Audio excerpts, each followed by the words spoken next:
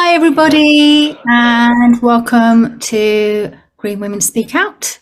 We are here with the Green Women's Declaration this evening and you are all very welcome. Just before we start the meeting, before I welcome the panellists, I'd just like to let you know of a very quick update as we advertised and as we promised we would. As I'm sure many of you are aware, there's been a spate of members being put on a no-fault suspension or sanctioned, attacked by the disciplinary process, and last week 3 Green seniors fell victim of this misuse of the disciplinary process.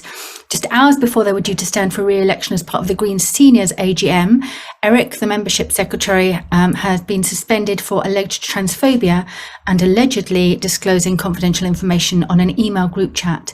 Nicola and Frida, the co-chairs of Green seniors, have been suspended for allowing this to happen because they were the moderators of the chat.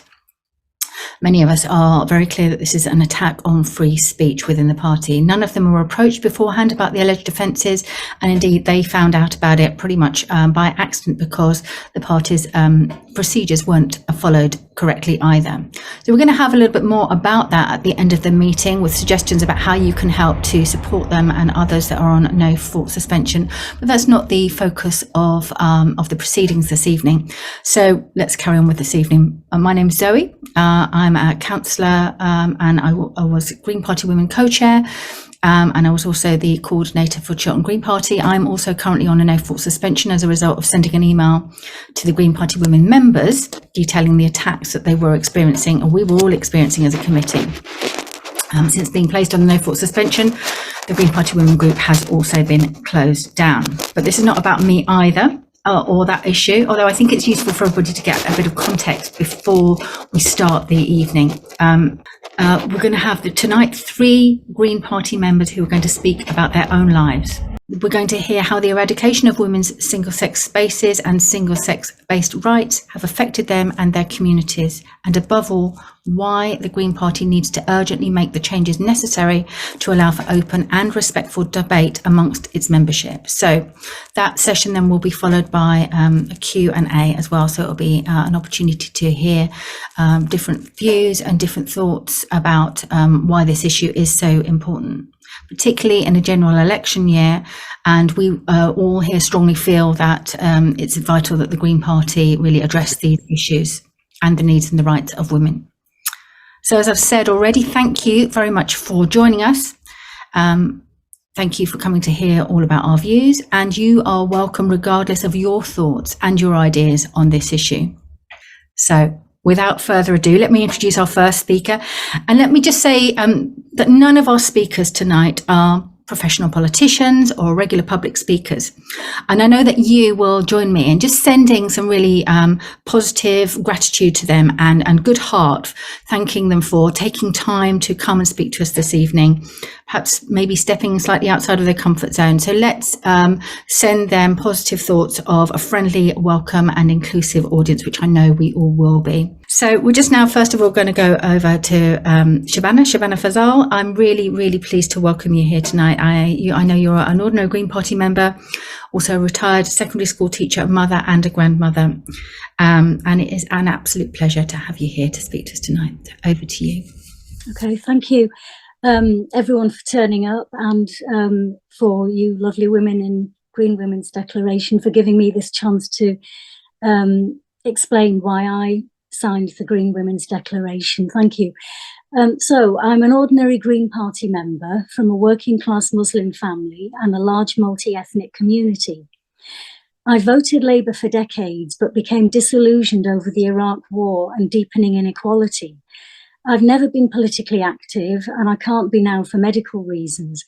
So in many ways, I'm typical of underrepresented voters that our largely white middle-class party ought to be trying to attract. With family in Germany and Pakistan, both hit by devastating floods, I'm seriously concerned about climate change.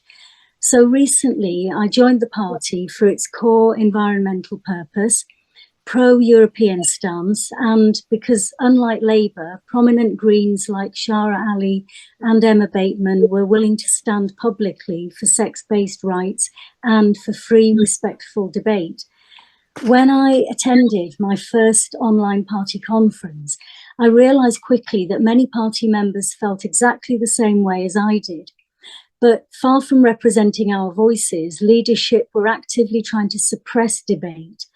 My honest impression was that the party was being run by ideologues who, frankly, live on another planet. They have zero idea how most ordinary, struggling, working class and minority voters live or think. So why a Green Women's Declaration? Well, in recent years, many Green feminists began to notice the party, along with other public institutions, was increasingly conflating sex and gender. Worse, eroding the sex-based rights of women, girls, and lesbians in favour of a subjective, unscientifically verifiable inner gender identity. This is in spite of the fact that in the Equality Act 2010, sex is a protected characteristic, but gender or gender identity are not. The term used is the much narrower one of gender reassignment, a legal fiction of sex change. So I signed the declaration because I feel it's an egregious omission that sex isn't already included in the Green Party's core values. How else can female members advocate for our rights the same way every other socially disadvantaged group can?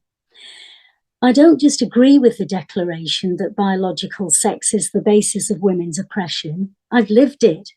My own life as a young girl growing up in a strict Muslim family was severely restricted for that very reason. Like many second-generation Muslim women, I had to struggle every step of the way to gain even the most basic human rights, from the tiniest desire to whistle, sing, go out for a walk alone, not cover my head, to wanting to study beyond O-level. But the answer to every question about why my sisters and I weren't allowed the same freedom as our brothers was always, because you're girls, your job's to get married and have kids. No one had to double check my chromosomes or ask what my gender identity was before telling me that. The fact of my sex had been objectively observed at birth. As the declaration clearly states, fighting our oppression begins with language. For millennia, we've been cursed for our sex as witches, shrews, hags, whores, and lolitas, though there was at least a common understanding that we were women and girls. But now even the language to name our bodies is being erased, stolen from us by gender zealots. Institutions like the NHS and the medical profession that supposedly understand biological difference are replacing the words woman, even female, with absurd, degrading and dehumanizing phrases like individuals with a cervix, black birthing bodies, bodies with vaginas, or even, God help us, front holes. What on earth are women in my family or Asian community with limited English supposed to make of NHS leaflets using such incomprehensible language? Nobody asked us, and we didn't consent to these grotesque redefinitions. If women of colour like me complain about those stealing our ethnic minority rights, we're unequivocally supported by progressives as victims. But if we try to protect our female rights, suddenly we're bigots. We're the same indivisible persons. Why should we only care about one part of our identity just because they say so? I also strongly agree with the declaration that women have a right to female-only spaces. We're legally entitled to these under exemptions in the Equality Act. And never forget, this is a progressive policy in stark contrast to the strict sex segregation still imposed on some young women growing up, or girls, as I did, in conservative Muslim families, even in the West. Unlike them, women with nominally equal rights in law can freely mix with men in most places, but choose not to in restricted contexts where sex matters. That's why I only ever refer to the latter as single sex or sex separated, not segregated spaces, something I fought against my whole life. And that's what Saudi, Iranian, and Afghan women call gender apartheid. The spaces that we must protect are ones like female-only refuges, rape crisis centres, prisons, sports, dormitories, toilets and changing rooms, etc. My shock introduction to gender-neutral toilets was as a teacher a few years ago. We were for a while forced to use them in a new block where they'd been installed with zero explanation or discussion. They were smelly, with urine-spattered seats and communal wash basin areas that no female staff or girls wanted to hang around in, whilst boys leered at them. Sharing these with male students and staff that any one of us might then have to sit next to or teach in the very next lesson was horribly embarrassing. None of my Year 7 class liked them, especially the girls. They told me that their older sisters hated them even more because it was too embarrassing dealing with their periods and because boys were sexually harassing them in there. I also became concerned when more and more girls were asking to leave lessons to go to the toilet so they could avoid the boys. A couple even told me they'd rather cross their legs and not go until they could get to the girls-only ones that were a long walk away, or wait till they got home. I know they were telling the truth because I did it myself many times. Although legally schools must now provide single-sex toilets from age 8 upwards, that still isn't happening in many places. There are even news reports of boys kicking down cubicle doors and doing violence to girls, terrifying them out of what used to be the one place that they could safely escape to. All the women in my family and community that I speak to feel exactly the same way as I do, and are horrified by the idea that anyone who's biologically male would even want to use our toilets. Of course, we don't assume all men are violent or predators. We simply don't want to share any intimate or private spaces where we're vulnerable with male bodies. That's why the vast majority of men respect that difference and stay out. Women's and girls' bodily privacy and dignity alone should be more than enough reason for us to retain these spaces. True, some might feel even more vulnerable. For example, women who've suffered sexual assault by men, or Muslim women that want privacy to take off their hijabs.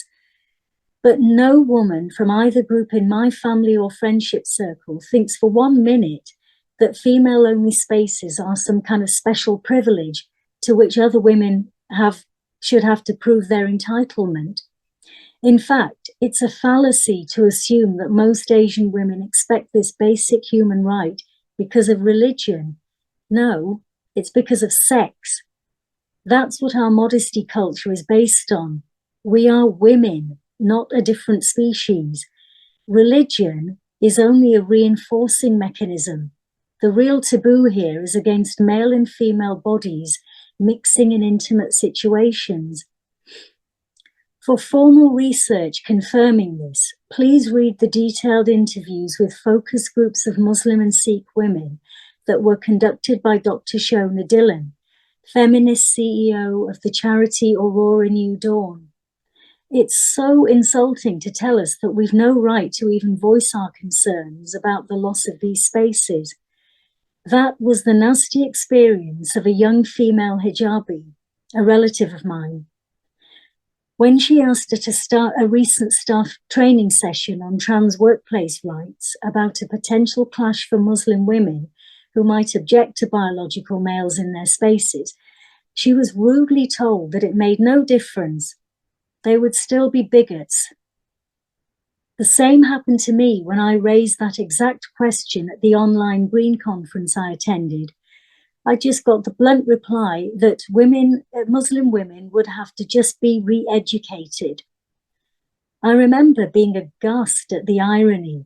If this had been any other issue, the same righteous progressives would consider anyone saying that as patronizing at best and racist at worst. Despite, or precisely because of, the taboo against discussion of sex amongst traditional Muslim parents, there's serious concern about how overly sexually explicit relationships and sex education is for their children at school, because they've heard about it on the news. Some in my family have heard on the news, as I said, about the government's new schools guidance on sex and gender, and completely agree with parents' right to be fully informed. I've had to write several times to my local Labour Council about their own inclusion and diversity strategy. It blatantly misrepresents the Equality Act by referring to gender rather than sex, including in their safeguarding strategy. I've also warned them against using Stonewall's advice on anti-LGBT bullying in schools, because that's compounding the problem via that route. The council are rolling out gender identity ideology in LEA schools in that way. This has serious impacts on all children, especially girls. In fact, despite many requests from me and other local women, the council have stubbornly failed to make public any impact assessments for their overall strategy. I have relatives, including a teaching assistant at the sharp end in schools, and they all tell me most students think it's complete nonsense when they're suddenly told to pretend that a classmate that was and still is biologically a he is now suddenly a she, or vice versa. They tell me they just keep their heads down and nod along quietly for fear of getting shamed up or punished if they dare to say so. Obviously, this is happening nationwide, so we must be allowed to talk about the astronomical rise of 5,000% in the number of troubled girls, especially autistic ones and lesbians, wanting to escape from their perfectly healthy bodies, some through medication that causes irreversible damage. As a teacher, I know many colleagues who are unhappy about having to comply with every aspect of their students' social transition. They tell me their number one stress is being forced to keep it a secret from parents. If they dare to question any of this, they will be disciplined or even sacked, like the whistleblowing teacher Kevin Lister. I find it shocking that schools are knowingly making staff violate safeguarding principles.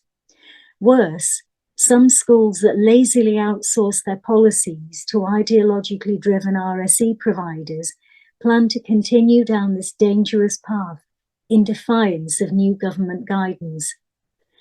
If you genuinely care about women's and girls' rights, free democratic debate, and the scientific reality this party was founded on, please join us tonight in signing the declaration. Thanks for listening. Shabanah, thank you so much. I am blown away just listening to you again, revisiting all of the stories that you have shared and all of those really, really important points. It just hits me in the belly, and I've been watching the reactions as well from others. So many people sharing hearts, applause, thumbs up in the reactions just now. So thank you so much for speaking to us this evening, just giving everybody really a moment to just allow all of that to settle into our bones and just really feel what it is that we've just heard and how important it is. And I'm also getting private messages from people just responding, feeling aghast and sharing things that they've read in the news as well, which is along the same sort of lines as the things that you've just spoken about. So thank you so much, Shabanah. We're going to move on now to our next speaker. The next person that we're going to hear speaking this evening is Annie. So welcome, Annie. I know you joined the Green Party because you believe that climate change is the most important issue of our time, and I pretty much think that everybody here would agree with that. But you also recognise that the Green Party needs to help create a fairer society for all, and you firmly believe, as do we all, that all should very much include women. So thank you for joining us this evening. It's over to you, Annie. Hello.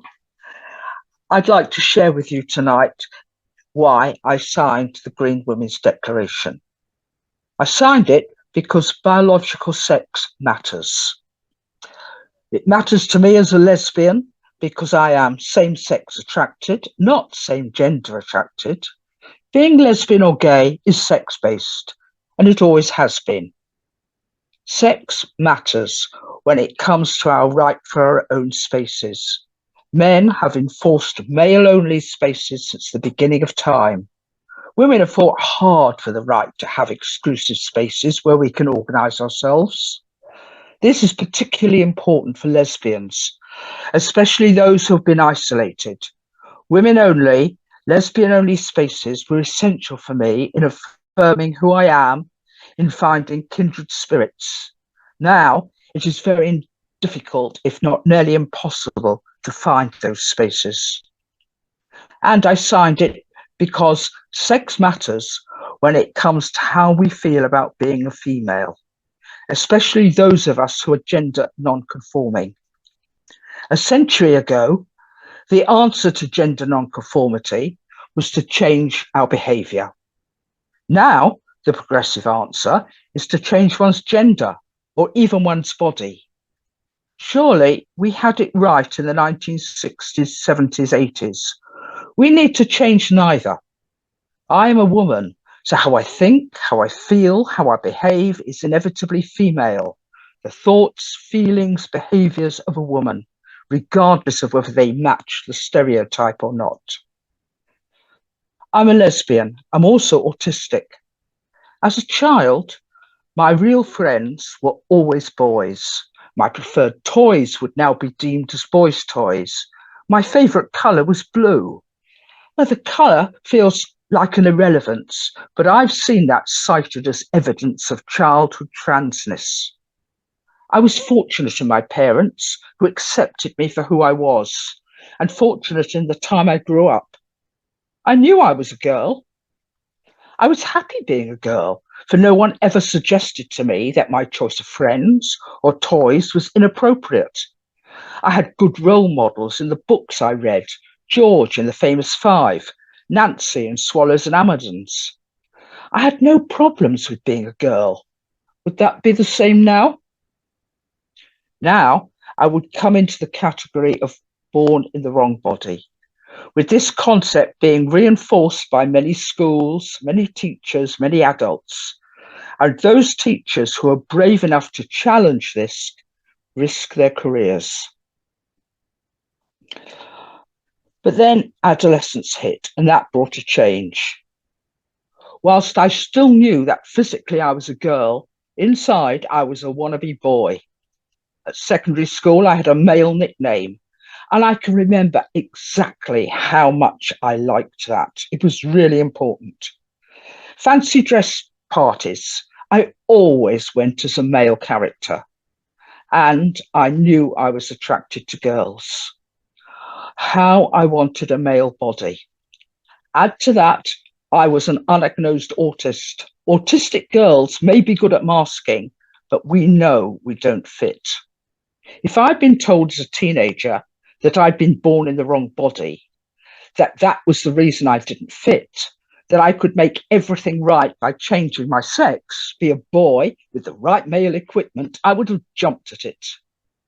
And in the current climate, I would have found my tribe on social media, in school, in the Green Party, somewhere where I could belong finally and be applauded for who I was. I got older. As a young adult, my fantasies revolved around being able to miraculously change sex. And then, at about 25, I discovered two authors, Pamela Frankel, Mary Renault, whose novels were peopled with positive descriptions of gay men and lesbians. Overnight, my fantasies of being a man disappeared to be replaced by a world full of lesbians. What was it about those books that wrought such a transformation?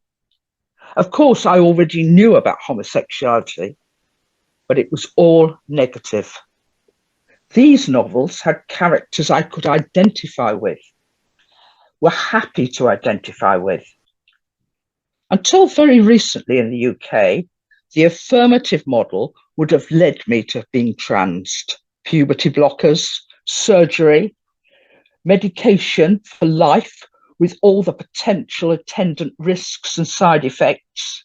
Instead, I had the time to accept who I truly was, a lesbian, a woman attracted emotionally, romantically, sexually to other women, and to feel good about this. I came out as a lesbian in the mid-1970s. The relationship I was in had ended, and I suddenly found myself very isolated. I ran Gay Switchboard, who knew very little about the lesbian scene, and they sent me to the local women's centre. Here, I found radical feminism and the lesbian community. There were women-only parties run by the Rad Femmes. There were pubs where the lesbians hung out. There were lesbian nights at a gay club. The scene was small, but essential to somebody coming out for the first time. These years were important to me. I'd found my community, and it was welcoming, affirming, confidence building. These were the years of marching, of protest, of activism, of political involvement. By the early 80s, there were lesbian lines in many cities, women-only discos, and in my city, a strong lesbian presence in the lesbian, gay and bisexual centre. It felt like a thriving community to me. Where is it now? Seems to have gone.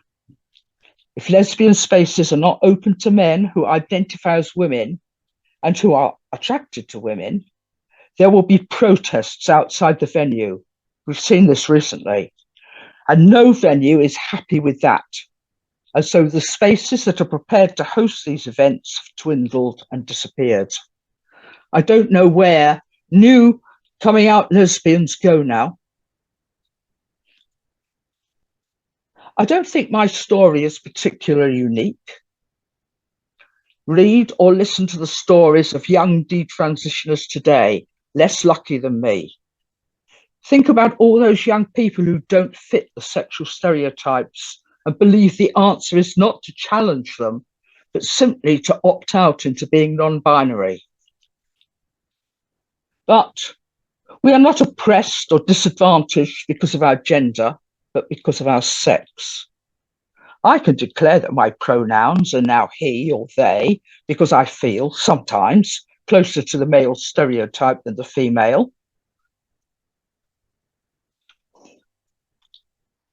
But this will not provide me with access to male privilege, nor will it remove the oppression of women.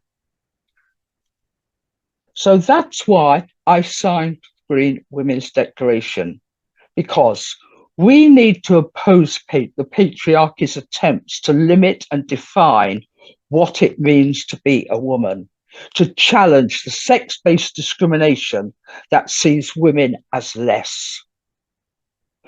Because we need our own spaces, not only for our own protection, but also to allow us to talk, to debate, to connect without the intrusion of men and the entitlement that they bring with them. Finally, I signed it because as a lesbian, I refute the attempt to redefine my sexuality to include men, even men who believe they feel like women. And a slightly wry question to finish. If I were to accept the concept that gender overrides sex, then if my female partner decides to define her gender as male, do I suddenly become straight? Thank you, Annie. Wow, we are so lucky this evening. Thank you. What another amazing, powerful, moving presentation. So wonderful to hear these very individual perspectives that are at the same time speaking for all of us. I'm just again checking the comments. So many people saying thank you, thanking you for sharing your story, for speaking so powerfully. What a warrior woman. We're getting applause, we're getting hearts, and we're getting thumbs up. And Sue, thank you as well to you for sharing lots of different links. We've got everything from Safe Schools Alliance up there, the Women's Rights Network, Gay Men's Network, and the LGB Alliance and Sex Matters, just a few of the links there. We're going to move on now to our final speaker. So take a deep breath, everyone. Each of these testimonies have been so moving and really affecting. So just settle yourself down now as I take a moment to introduce Lucy. Are you there, Lucy? Do you want to turn your camera on? This is Lucy Watson. Lucy is a former committee member for Green Party Women. I've had the pleasure of working with Lucy. I can't see you coming up on my screen. See, there you are. Who knows why you down up there? Hello, I changed the picture and you're there. Hooray! Brilliant. So that's nice to see you, lovely. So you're also a member of Green Party Disability Group, and you are currently suspended. But I think you're going to tell us all about that. Welcome to the No Fault Suspension Club. Over to you, Lucy. Okay, thank you. And thank you so much, Shabanah and Annie, because wow. And I'm going to start mine with a trigger warning, as this is not going to be a safe space for the next 10 minutes or so. And because I, and I'm quoting, represent a risk to individuals or groups within the party, according to the Witchfinder agenda. I'm in Green Party Regional Council and staff, and they've suspended me from the party with a no-fault suspension, inviting me to recant and apologise before letting me know what I even did. Yeah, so I finally found out my crime this time was posting a link to an article on survival instincts that the trans activists didn't like on the closed women's internal forum of the party. I thought it was for posting some comments there, but that was another complaint by the same person on the same day. And I got a third complaint from that same person today. So to put these suspensions and complaints in some context, a Green parliamentary candidate who violently ripped down this declaration's banner at conference hasn't had any disciplinary action. It's been business as usual for her. Nor did another parliamentary candidate who posted jokes about paedophilia on public social media and plays out his city porn fetish in public. The complaint I got today is because it's alleged I was the one making obscene and disgusting remarks about him, which you couldn't make up. So yes, I'm guessing the more general reason I got suspended is that I dare to speak out low-key within the party about sex and human nature as part of the natural world, sex-based rights, safeguarding children and the most vulnerable. And I'm a free thinker who sometimes calls out authoritarianism, corporate colonisation, and corrupt politicians and organisations. I'm not going to go into all that here, but you should read Jennifer Bilek. That's B-I-L-E-K. Anyway, I thought I'd say a bit about myself to give an idea of why I signed the Green Women's Declaration. I was born and raised in Bristol, and I've also lived in London, Brighton, Leicester, Amsterdam, Sicily, Italy, and Barcelona over the years. My parents were atheists into second-wave feminism and were anti-apartheid protesters in South Africa. I've early memories of CND protests, always been interested in language, expression, people, and ethics, and I've had a strong sense of fairness and justice, and always end up around the middle of that left liberal quadrant of that political compass test. I've had my head in the war on women, or the gender wars, the culture war, for 4 years or so, and still find it staggering that while I was politically dozing for a couple of decades, a movement shot into the mainstream that demands we upturn the global understanding of biological sex, material reality, and commonly understood definitions of words, and replace it with postmodern nonsense, or nonsense, if you look at the academic theorists who cooked up queer and gender theories. Incredibly dangerous nonsense that seeks to subvert social norms and erase boundaries, notably safeguarding ones, with an authoritarian regime of fear and punishment to those who dare not conform. So while I was peaking, which is the term for when the scales fall from your eyes as the realities behind the identity ideologies become clear, I was seeing a guy who styled himself a progressive intersexual feminist. And I didn't know what I know now about them. He got very concerned as he thought I'd fallen into a far-right trap, and was surprised as he'd never had me down as akin to a Nazi before, and nor had I, to be fair. He had a friend whose son identified as a trans girl, and they thought that as it was proving so hard for me to understand in the abstract, because it doesn't make sense, I'd understand more by meeting and speaking with this vulnerable child, by the way he acts and dresses. That's according to this guy. I looked back on old messages when wondering what to say tonight, and I'd messaged in reply to him about how inappropriate that was, considering my concerns were, and actually still are, sexual abusers and predators exploiting the loopholes with self-ID, conflations being made between sex and regressive stereotypes about how you act and dress. I grew up in the 80s. This battle had been won. Having people dictate to me I must ignore reason, science, and my own experiences and framings of reality to unquestioningly accept their beliefs, even when it makes no sense and puts people at risk. The attempted vilification of radical and female-centered feminists, the TERFs, that for some legitimizes violence against us. Aggressive intimidation being employed to try and quell free speech. Hello, Green Party. Sounding familiar, isn't it? The language being employed in the public sphere instead of women, like Shabanah said, cervix have a front hole, while men who call themselves women have the actual vaginas, apparently. Person who bleeds, from the Rowing magazine recently. Language referring to men isn't being changed. The objectification and degrading reduction of what it is to be a human female. The false belief that you can change your biological sex, the implications of what all this could mean for women and motherhood. After all, still need an ovum and a woman to create a human being, whatever you label us as. And I was failing to see why presenting the idea as fact that you can be born in the wrong body is beneficial for children, and why it was being injected into primary schools. Seemed confusing and damaging. And I have deep empathy born from first-hand experience with people who feel like their body prevents them from fully expressing who they feel themselves to be.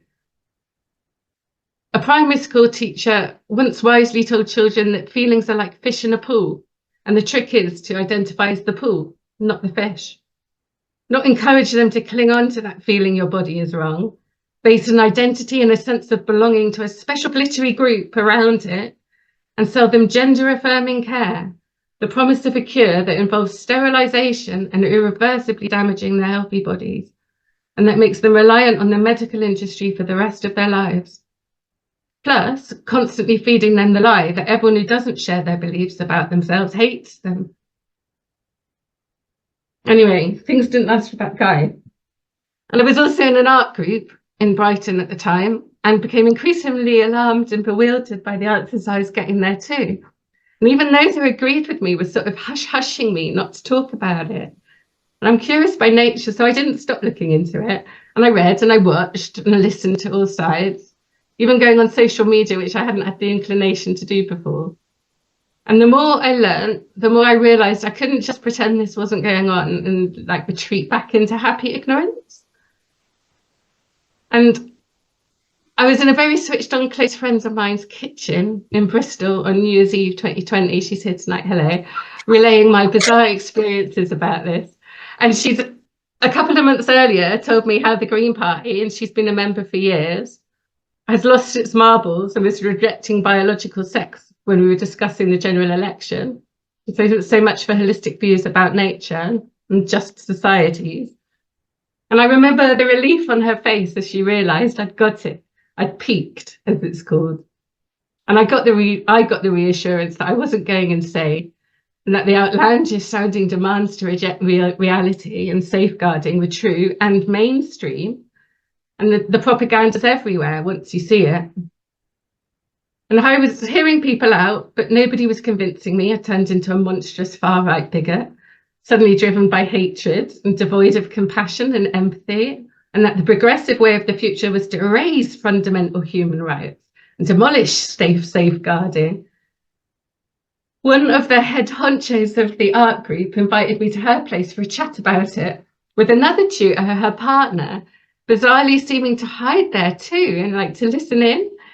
And as I left down the cobbled mews where she lived, she called transphobe after me, which was just surreal. It was like a film, which so much of my life is actually. The party has a principle to always think the best of people, or try and think the best of people. I'm the kind of person who does it naturally. I'm 47 now, and I tell you, it's got me into, I'm not going to go into it here, but it's got me into some really dicey, unsettling situations in the past, especially as I'm officially clinically vulnerable or registered disabled, as was diagnosed with juvenile idiopathic arthritis when I was 6 months old, and it severely damaged pretty much all of my joints. So I've never lived a day without being physically restricted and in pain. It means I'm experienced at the balance of wanting to sometimes disassociate from my physical body, while understanding the importance to holistic well-being of staying in touch with it and definitely not rejecting it. And I've grappled from an early age with understanding the reality of nature and that it isn't cruel or personal, nor is it fundamentally within my control. So I didn't want children until I was about 30, and then suddenly biology just took over. I knew it was going to be tough and pretty complicated for me, but the evolutionary drive overwhelmed the more cautious, sensible rationales. I have 2 amazing children, and though it was very tough, I've never felt more animalistic and primal as the whole experience of having babies. It's so raw, and your body sort of gets overtaken and possessed as your biology does its sort of miraculous but full-on thing of its own accord. Completely takes you over. Breastfeeding, I felt so close to being a mammal, and I found it powerful and intimately beautiful. They're profound human experience and capabilities that only women, adult human females, can have. So imagine the horror of seeing the Green Party signing a public letter in solidarity with a man who calls himself a mother and shows off his nipple fetish on Instagram, plus pictures of him making his baby suck from him, labeling anyone with a problem with it transphobic and deleting posts about it from spaces. In whose interest is it to normalize dehumanizing and fetishizing women and children and disassociating humans from our material reality and natural world? I had my children in hospital, which brings me on to how grim it is that the postmodern identity movement is using hospitals and public health services as one of its ideological battlegrounds. There was that case a couple of years ago where a man identifying as a woman raped a woman in a women's bay, and the powers that be deemed it impossible as the guy identified as a woman, and women can't rape. It's a predator's dream, this movement. But it's not just a problem with predatory men. You can't properly recover and heal while in a state of fear and discomfort. Sex-based care and spaces and safeguarding boundaries are exclusionary by nature, and the overwhelming majority of attacks are by men, however they identify. Carla Denyer and Adrian Ramsey, when defending the party's ongoing battle in the courts to erase sex-based rights, have stated boundaries can be policed on a case-by-case basis. I think that's unfeasible nonsense that says a lot about them and where they prioritise safeguarding.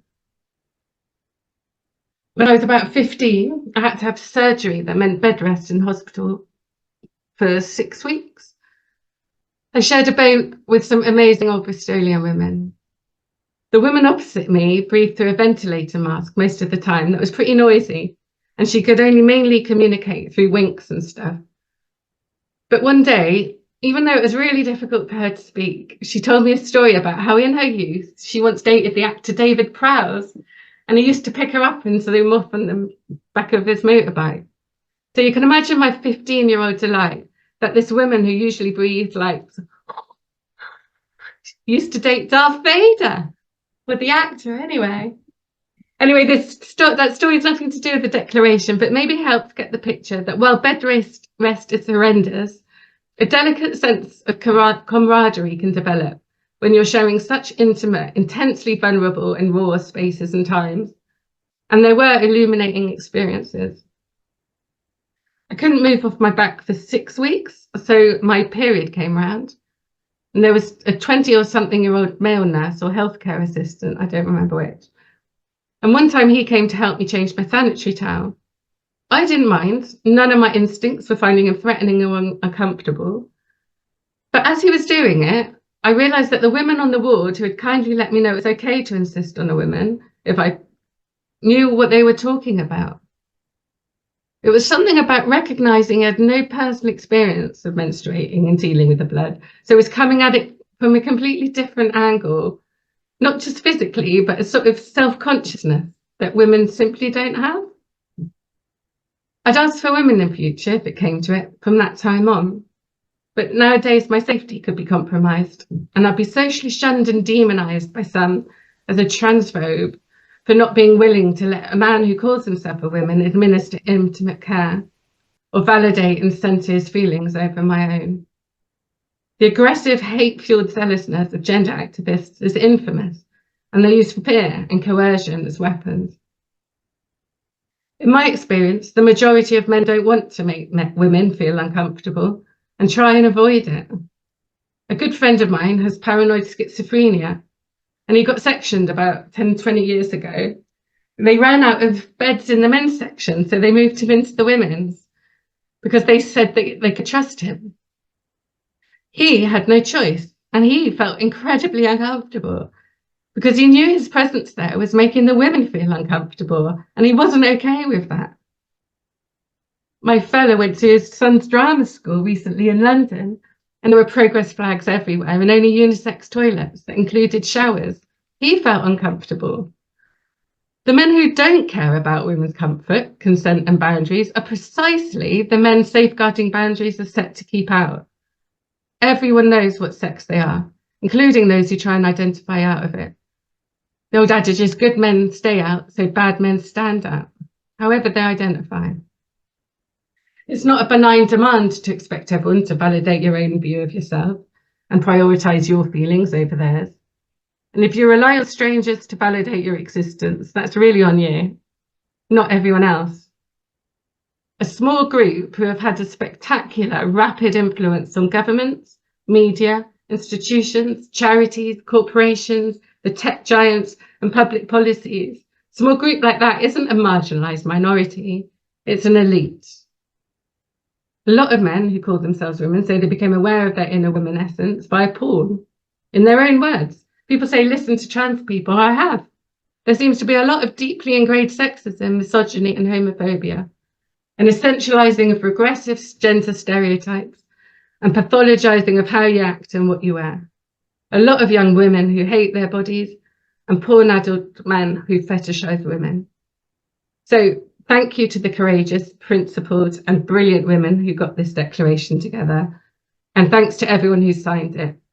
History will show you are right all along because material reality and nature will continue and persist, however the present day political power bases try and spin it for their own ends. The virtue signalers and those in politics who substitute principles for pats on the head and call human rights violations fringe issues are really showing themselves up.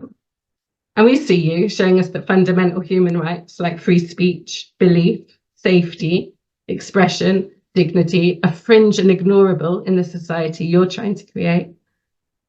As Martin Luther King Jr. said, the ultimate measure of a man is not where he stands in moments of comfort and convenience, but where he stands at time of challenge and controversy. And I think there's something in that, though I would include women. Thanks for listening. Wow, Lucy, thank you. I'm seeing again the responses, the reactions. It's just overwhelming. Some brilliant applause, sending you love hearts, and some shock as well, some real surprise at some of the things that you said. Just, I think that many of us here might have thought about one or two of the things that you've brought to us this evening, but hearing it again and hearing it in the context and just sitting here now for nearly an hour hearing all of these testimonies, all these stories, it's so powerful for me, and I'm sure I speak for everyone else. You kind of get that visceral, that gut reaction again at the horror at some of the things that we are all experiencing and witnessing in our society.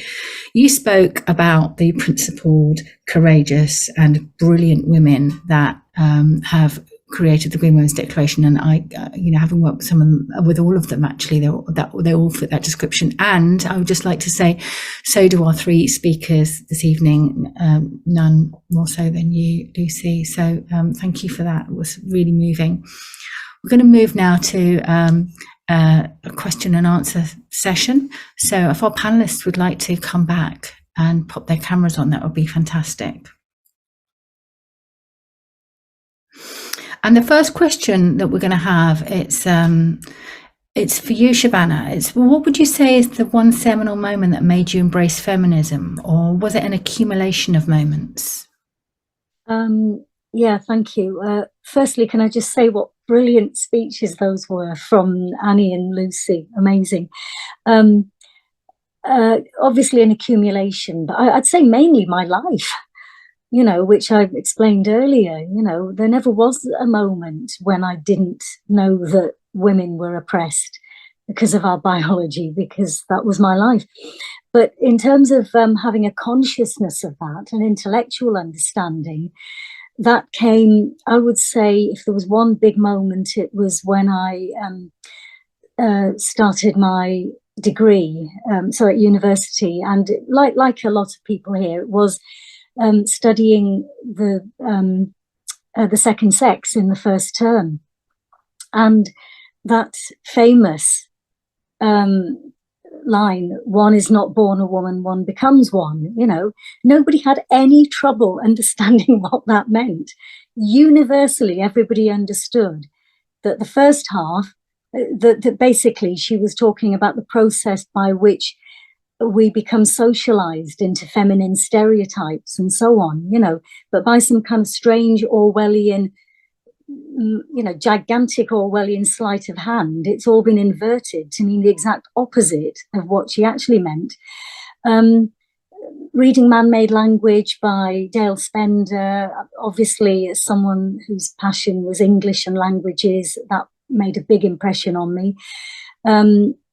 Then slowly discovering Spare Rib, working with some feminist teachers in my first of 3 girls' schools. I could say a lot more about that. That helped, but I'd say if there's one thing I can maybe add here that other people might not, it's the other big moment for me was discovering Southall Black Sisters and Geeta Sagal, who worked closely with them, people like Pragna Patel, and then later on Women Against Fundamentalism, when they all banded together and made that group.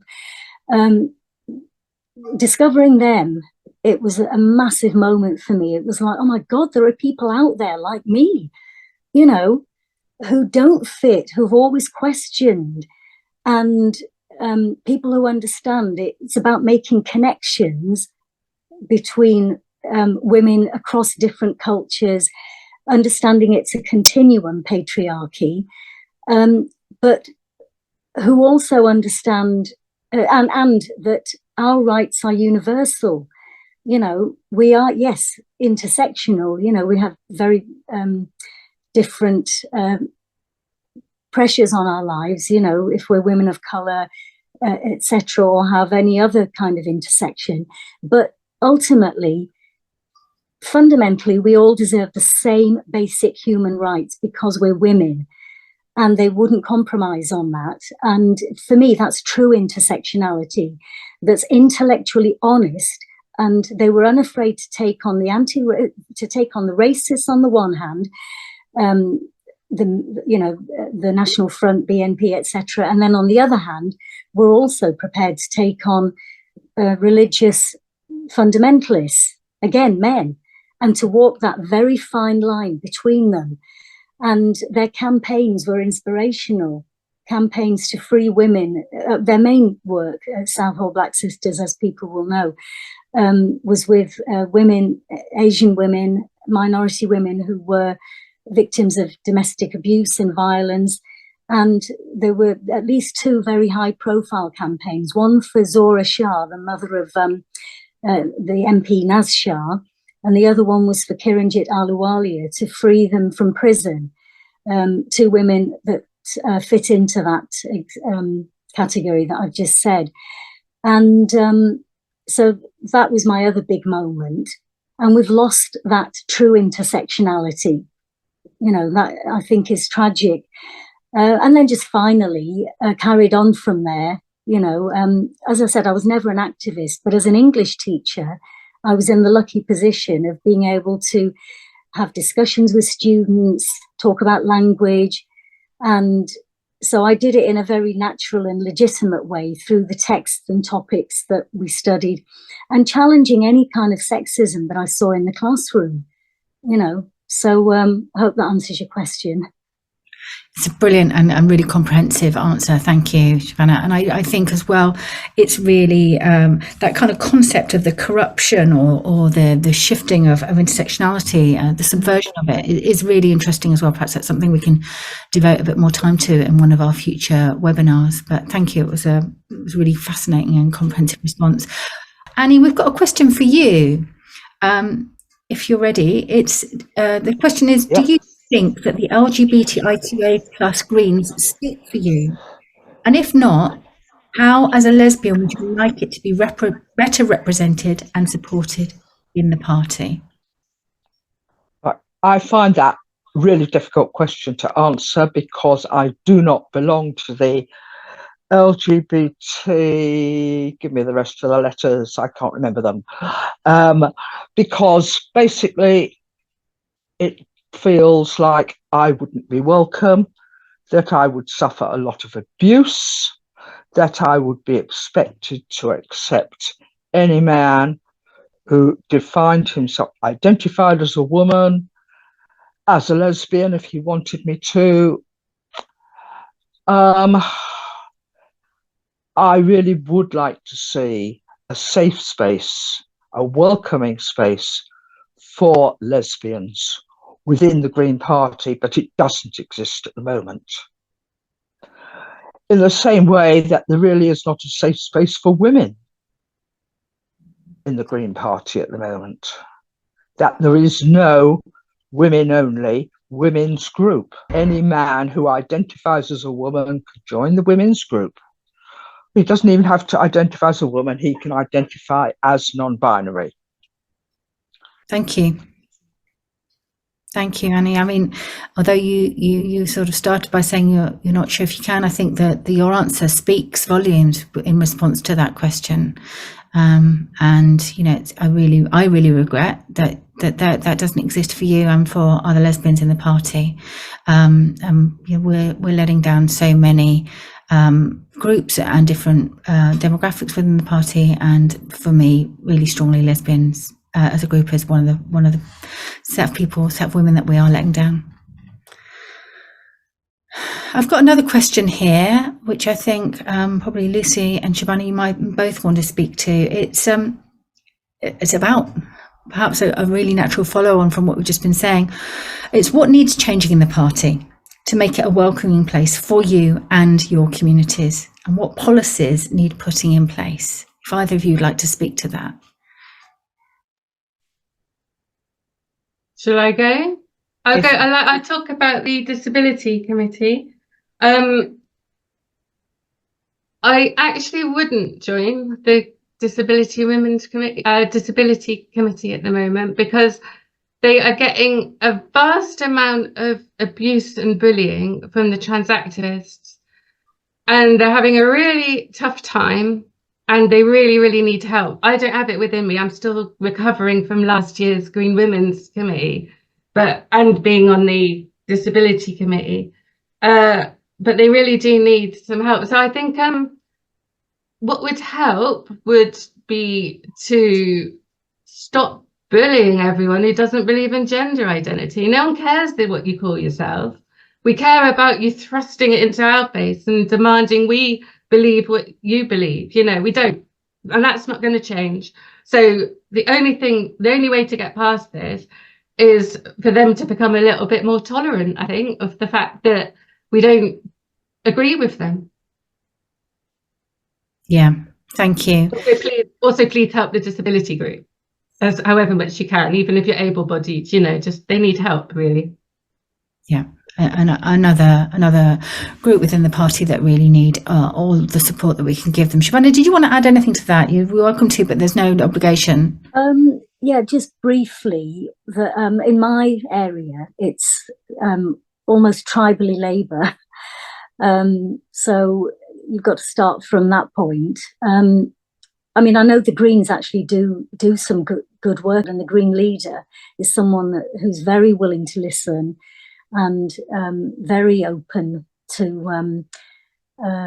new ideas. I'd say basically, as I've discovered, I don't think the Green Party I think they need to start with understanding the depth of alienation that people in my community feel, and the sense they have of how remote and kind of rural and luxury belief holding the Green Party are. But I mean, I know a lot of that is perception in the media. But basically what they would need to do is to be more understanding of the realities of people around here. People are struggling to survive, you know, most people. They haven't got time, sadly, you know, to think about the fate of the planet. And maybe starting from that point, obviously we all need to, because it's crucial, but maybe starting from where people are and focusing on policies that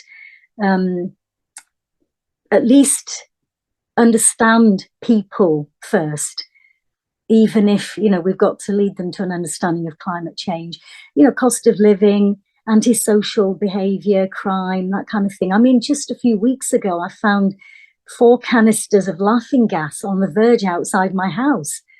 You know, this is the kind of world that we live in. And kids, drugs, those are the issues. But one thing I can tell you for definite that will never work, and they do know this, they're picked up enough to know, is the party of science and, you know, the party that fights climate change deniers, denying biology. I mean, they would just find that ridiculous and laughable. And to quote many people in my family, weird. Thank you. I think that just says it all sometimes, doesn't it? Just to speak really plainly as to where we find ourselves. And yeah, I really hear you about meeting people where they are. And it is important to speak that and to speak our truth as well. I got a couple more questions. I've got questions coming in as well. I just want to reassure people, if you do want to answer them on the text, on the chat, you're very welcome to do so, and we will endeavour to get back to you via email. But do make sure that you leave your email address for us to respond to. Okay, so point 6 in the declaration states that women and girls have the right to organise themselves as a sex. Lucy, I wonder if you want to speak to this. So the declaration states that women and girls have a right to organise themselves as a sex across a range of cultural, leisure, sporting, educational and political activities.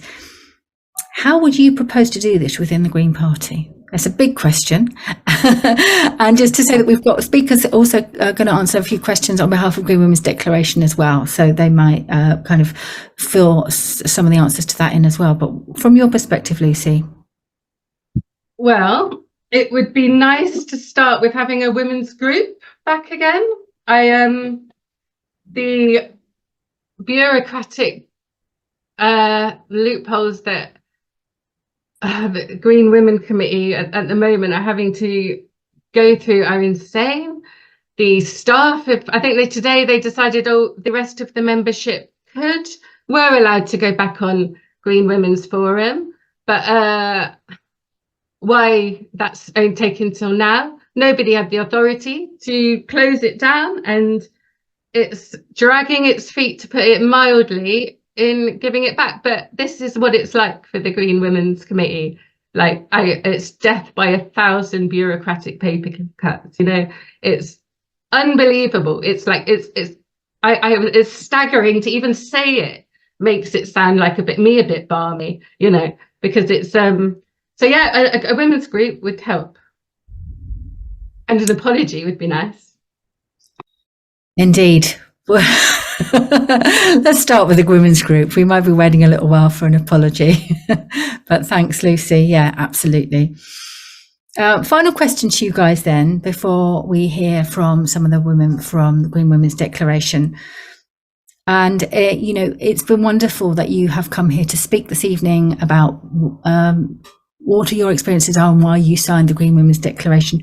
How would you persuade any other members who haven't yet signed the Green Green Women's Declaration, what would you say to them to persuade them to sign? If there's any last words that you want to impart, any wisdoms that you want to share to encourage people to sign the declaration? Yes, they should do what I've done this weekend and go through the list of signatories and the comments in particular, and just note not just the fact that over 1,300 people have signed, but read those comments, because it's clear there's an absolute massive support out there for us, and the fact that this is an issue that would bring many people back. Many of the comments said that, bring people back to the party, and I think you'll get a lot of support there. And remember, safety in numbers. You know, you can help to make it the kind of party that it once was and that you want it to be. And to, you know, coin a cliched phrase, be the change you want to see, you know. Thank you. Beautiful. Lucy or Annie, do you want to add to that? I think Shabanah's pretty much said it all there. I like, yeah, to read it and make your own mind up, you know? Absolutely. We're all for that as well. We're not for press ganging people into signing, but we are absolutely championing why. Thank you, Lucy. Annie, any last words from you? You are on mute at the moment. Muted, yeah. I did the same today as Shabanah, going through the comments. The number of women who said they had left because of this issue and would love to come back. And yes, she's right. There is strength in numbers. We have to stop being afraid to stand up and be seen. Otherwise, if we remain hidden, then how can we ever expect to be taken seriously?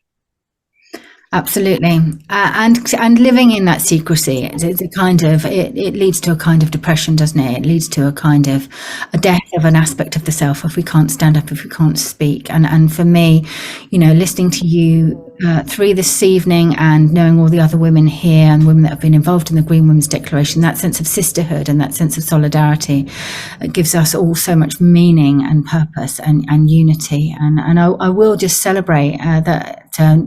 We now have our Baroness Jenny Jones as one of the signatories of the Green Women's Declaration, which it's been great that she's felt able to join us and do so publicly.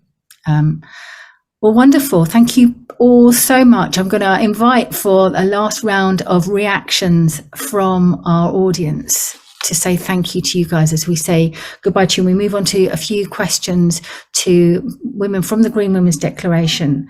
Emma, I think that you're going to be speaking to us. I think we've got Imogen is going to be speaking to us as well. Hopefully Imogen is here. And I think we've got Jude is going to be speaking as well. If you guys want to turn your cameras on, that would be fantastic. Or if the admins, co-hosts can help with that. Hi, Imogen. I'll start with you. We've got a question here saying that, you know, if people wanted to make a change, one of the things that could be suggested or has been suggested is they might want to take a motion to their local party. It's something we've talked about before. Can you help members to understand how they could propose a motion to their local party in support of the declaration? Well, you know, that's going to be very dependent on how their local party is set up. But before I think about that, I just want to say, you know, the previous speakers, Lucy, Annie, Shabanah, were talking about safety in numbers, stand up and be counted. And, you know, of course, stand up, be counted, but speak to others as well. And this is where we've got 1,300 signatories and a few more coming on perhaps this evening, and perhaps some people in our audience, this is the first time they've thought about it. So spread the word, talk about it in our local parties. So there are 120 participants. Now, if that was one member from each local party, that's quite a lot of people that we can reach. I don't know how each individual party is set up to take motions, and I have inquired for my own party this evening, which is the District Party, what is the process for bringing a motion, and I was told by the chair, "Oh, I don't know. I'll look into it and let you know." So, that's maybe a start, because I'll find out, and I will let all of us know how we do it. But do it. Go to the chair if you don't know how to take a motion to your local party. Ask how to do it, and then suggest that we do some kind that you do or we do within our parties, some kind of information raising. And it's about it can be about how the Green seniors were summarily dispatched because of conversations within a closed Google group that resulted in no fault suspensions. I mean, outrageous. And how the Green Women's Committee has been, I can't even say the word disaffiliated, because that sort of means that it was disaffiliated in a formal way. In fact, it just had it had our email lists taken away from us, and the ability to communicate with members removed.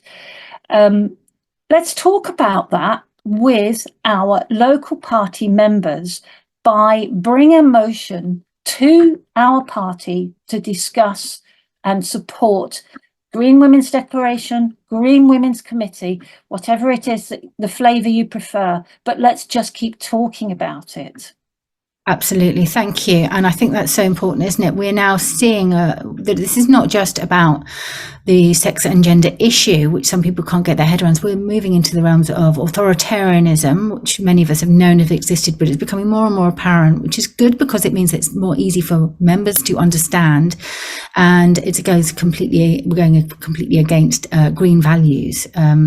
And the more we can raise awareness that we're sliding into an authoritarian regime, the more we can help members to engage with this issue, regardless of their feelings about the sex and gender particular debate, if we want to call it that.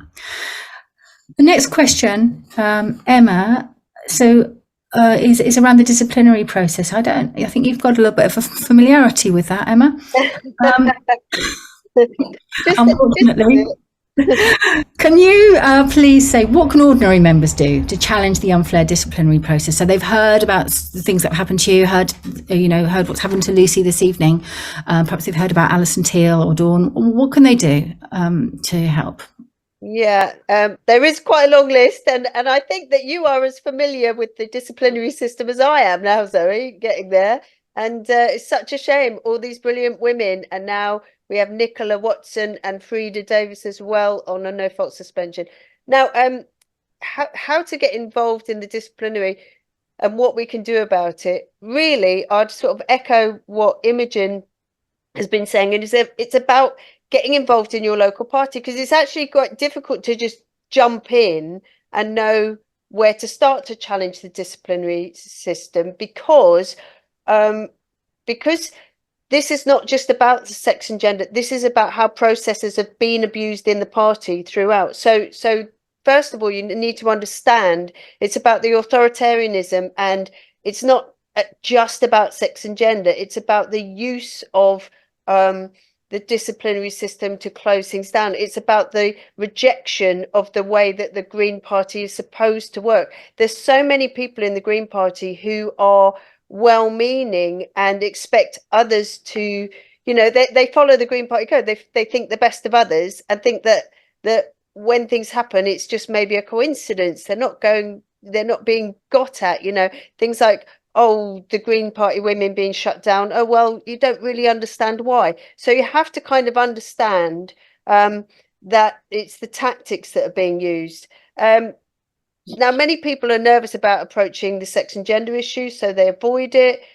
If you don't want to get involved in your local party, then there's other ways to reach out. Get involved in you know, when the Green Party Women's up and running again, you know, get involved in that. There's policy working groups. There's other ways in, you know, but yeah, the main thing is to get connections, find like-minded people, because if you start speaking out on this, you might find yourself isolated. So find those people first. Now, then you need to kind of like find out a bit about your regional party. You know, talk to people. Most people in the Green Party, they might know their little local party, but they don't know much about their regional party. And I'm the same, because the regional party, you have a role in things like changing the regional constitutions, looking at disciplinary guidelines regionally and for your local area, those kind of things. So, and it doesn't have to take loads of time and effort. There's usually about 2 meetings a year for your regional party. There'll be like an AGM, and then another time there'll be like a general meeting. So try and go along to them. Try and know your regional people. Grasp the basic structures of the party a little bit. You don't need to understand everything, but if you can understand, you know, a little bit about how the party works, it's useful to know, because then you can know who to approach. So for instance, learn a bit at least about GPRC, the Green Party Regional Council, because when it comes to disciplinary issues, the Green Party Regional Council has a huge say, because the Green Party Regional Council are responsible for putting people on things like no fault suspensions. They're the people that decide to do it. Okay, they also deal with appeals, so they're quite crucial. So get to know who your regional party council member is, sorry, your Green Party Regional Council member is. Find out what their views are, because quite often members of the Green Party Regional Council can get away with quite a lot. There's not a lot of oversight of them, because it's the region that has to oversee what they do.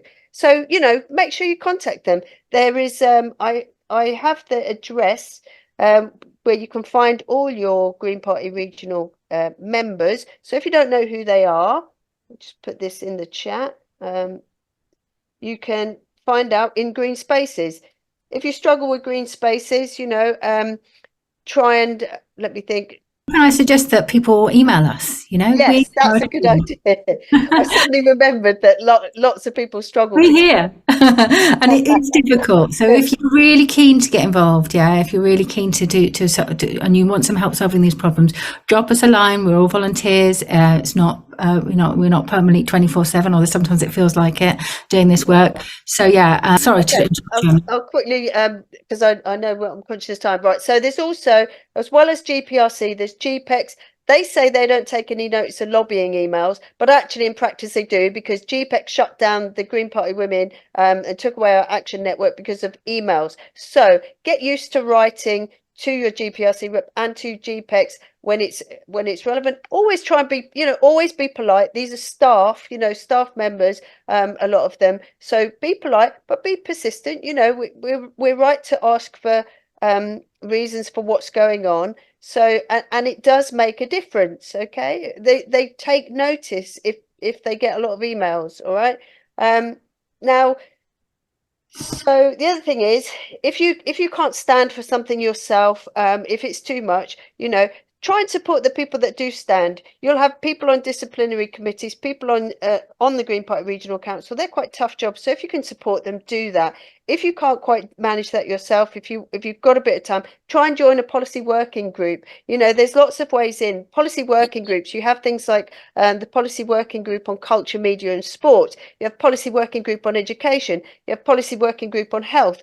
All of these things affect, you know, the sex and gender issue. So, and they can be a lot more gentler places. You know, it's not so controversial. It's not quite the bear pit that GPRC can be sometimes, right?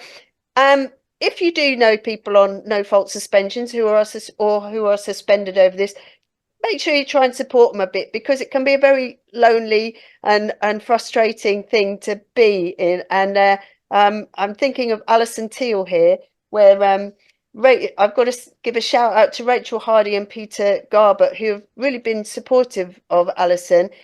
They've done things like go along to their local meeting. Alison can't go, so they've gone along.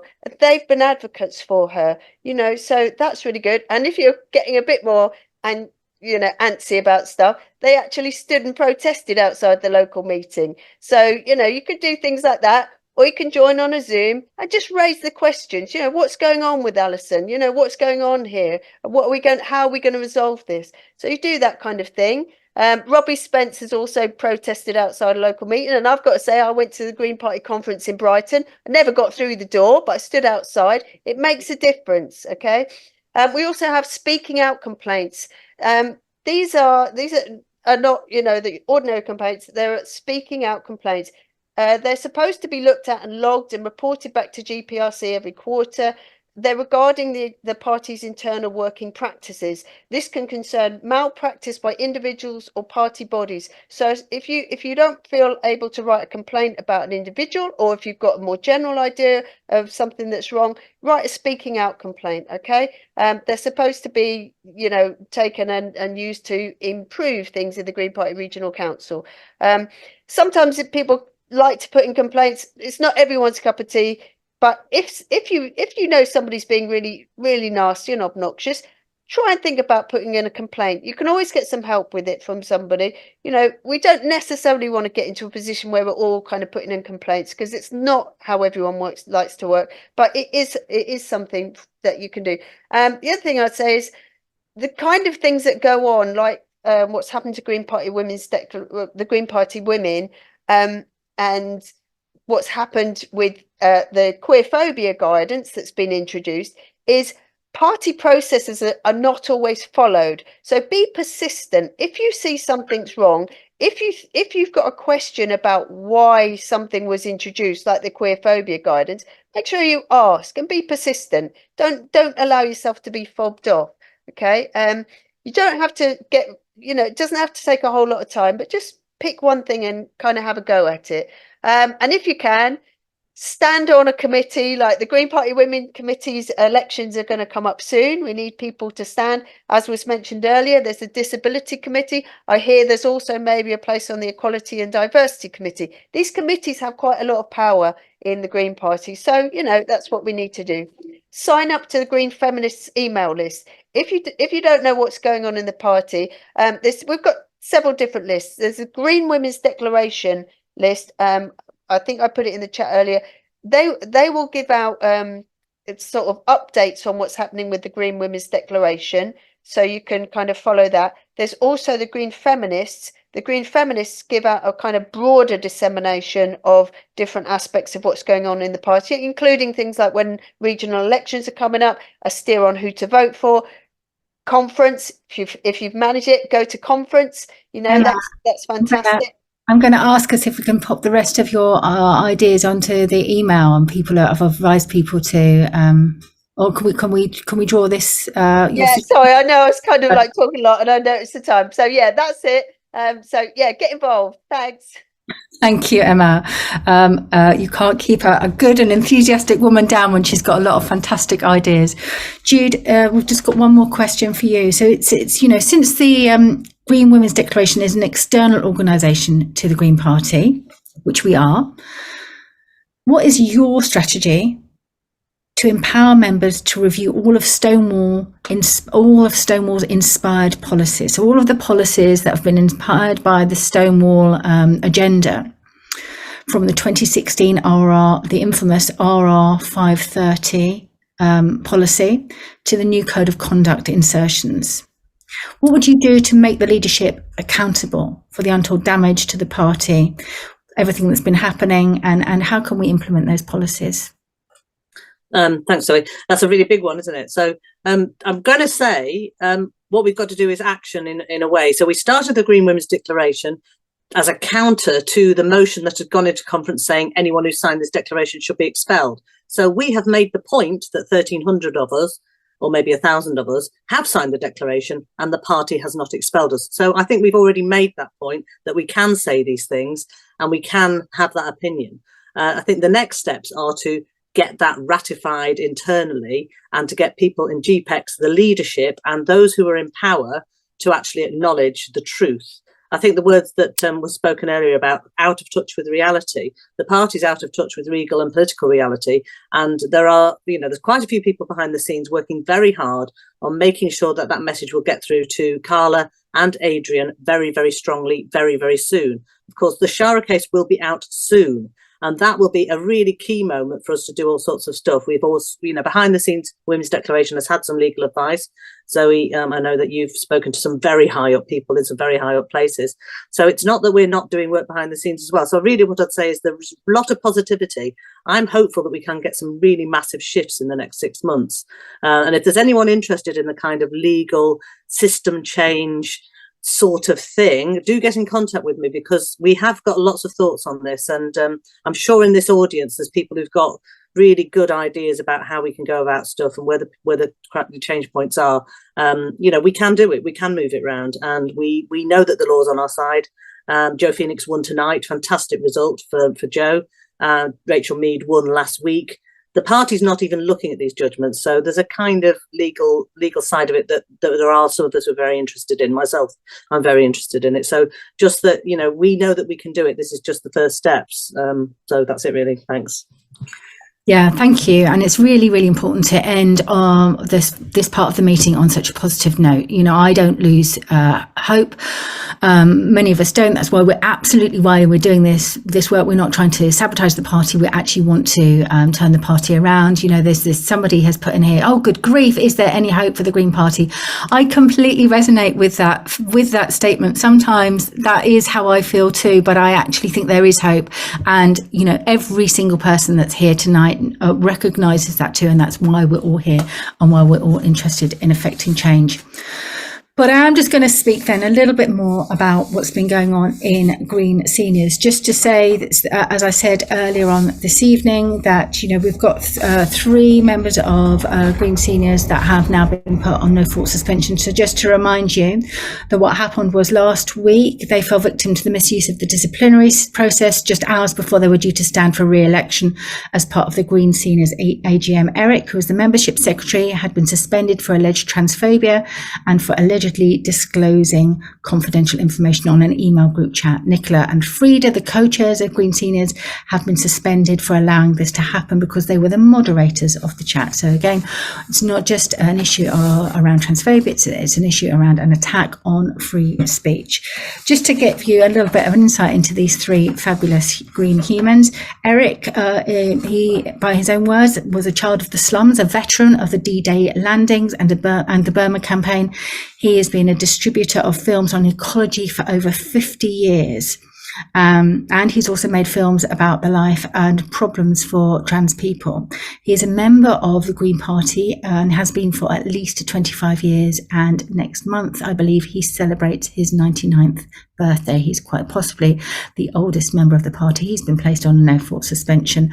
Was given no warning. There was no approach to see if there could be any conversation, as is part of the party policy. Nicola, similarly, she has been an active member of the Green Party since the mid-1980s. She's been active at local, national and regional level for most of that time. She served on the executive committee as conference coordinator during the period when we gained 3 London Assembly members and 2 MEPs, and she's also served for 6 years on the regional council, most of that time as co-chair. She's made a tremendous service to the party, and now she has been dismissed on this no fault suspension, which we know from other members. People have been in a no fault suspension wilderness for up to 2 years. We know of another member who was suspended. It's called a no fault suspension, but essentially of course, people are punished because what happens is that you're not allowed to engage with the party. You're not allowed to engage with any members within the party.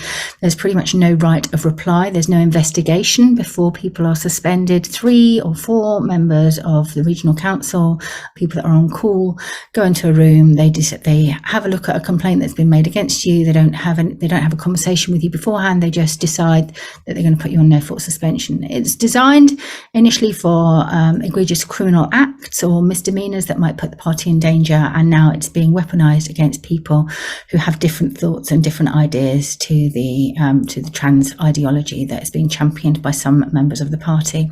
Just want to tell you a little bit about Frida. She's the other person that's been put on no-fault suspension. She's 82 this week, so happy birthday, Frida. She's an artist, a poet, and a creative thinker. She says she's been in the Green Party for 16 years. In that time, she's been coordinator of her local party. Then she was on GPRC from 2012 to 2018. Again, another magnificent contribution to the party. She was chair of Green Party Women in 2019 and 2021, and then she has now been working with Green Seniors. And she has been an environmentalist for a long time as well, and also throughout her whole life really been working to champion social justice and environmental justice and battling prejudice and unfair discrimination. These are people that we should be proud to have in our party. I'm sure it doesn't, pretty much goes without saying. And all that happened was that there is a Green email discussion group, part of Green Seniors. There's a few hundred people that I think are on that distribution list, and they've been talking about various different concepts, such as the Scottish New Deal, digital exclusion for older members, and the fact that it doesn't actually just impact on Green Seniors. 50th anniversary of the Green Party, identity politics has been one of the conversations, social care, public toilets.